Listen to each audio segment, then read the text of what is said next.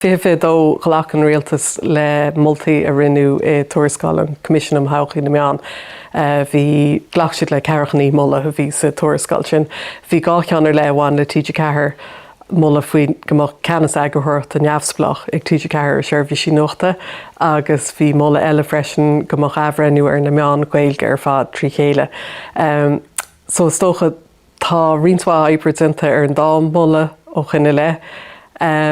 Agus támutéis bheith plé go mion le Comisiún meán le RT agus leis an rion faoi seo ach tógan is tócha na rudí seo am le baint amach. Ach is tócha tá sé gceist mar chuid gon boga i dro neamhsplachas nuachta gomach tús a chur le seirbhís ilardán nuachta go TG4. Faoi láthair tá feastachan nuachta léithúlainn a chur an RT ar fáil faoi nachtgréalachan tá cuiníil san nachtgréalachan go gatha RT uairach le go chláirchaí chur fáil go TG4 9 lei tá seirbhís nuachta mar chuid gon uairach le sin.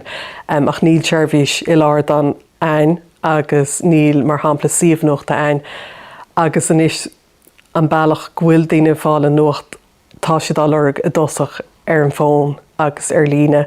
Rinne mu tain taide a faoi seo i fiche héan rinne olscoil na Gaillimhe agus Red Sea an taide agus léireach go súntasach go rá 16 fan géad go phobal na Gaeilge a lorg nuacht ar líne ag an am sin. Agus bhain sé sin siar as phobal na Gaeilge agus as iiriseoir mar níorthaigh daoine go rá se amhla.